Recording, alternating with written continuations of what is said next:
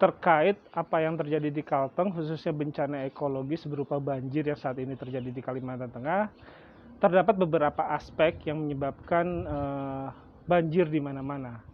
Yang pertama adalah kondisi di wilayah hulu Kalimantan Tengah yang sudah sangat kritis, di mana banyak tutupan-tutupan hutannya yang telah berkurang. Pada tahun 2014, tutupan hutan di Kalteng itu seluas 7,8 juta hektar dan saat ini selalu mengalami pengurangan. Dan hal inilah yang menyebabkan wilayah serapan-serapan air yang ditahan oleh hutan sebagai benteng terakhir di wilayah hulu itu akhirnya menghilang. Terjadi erosi yang akhirnya menyebabkan berdampak pada lokasi di wilayah tengah di Kalimantan Tengah, di mana sungai-sungainya kerap terjadi pendangkalan. Kalau kita lihat berdasarkan data BPS tahun 2011 yang lalu, bahwa kedalaman sungai di Kalimantan Tengah, salah satunya adalah di Katingan, mencapai 6 meter dengan luas lebar sungai yang mencapai 200 hingga 250 meter.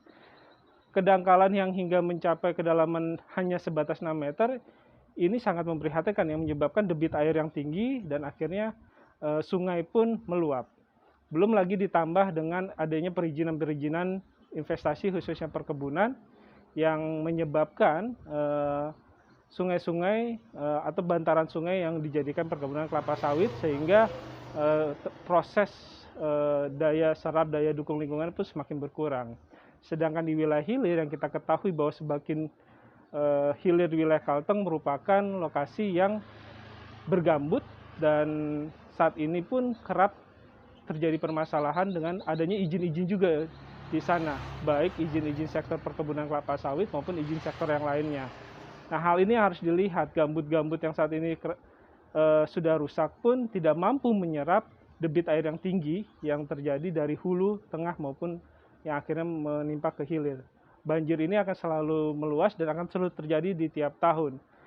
Sehingga dulu wilayah yang sebenarnya tidak banjir, wilayah hulu yang sebenarnya tidak banjir, sekarang kerap terjadi kebanjiran.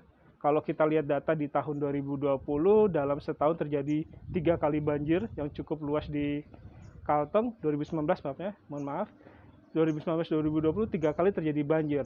Ini yang harus jadi pertanyaan, kondisi Kalteng, daya dukung maupun daya tampung hutannya sudah tidak memadai kembali dan ini harus segera diperbaiki. Akar masalahnya harus diselesaikan. Terima kasih.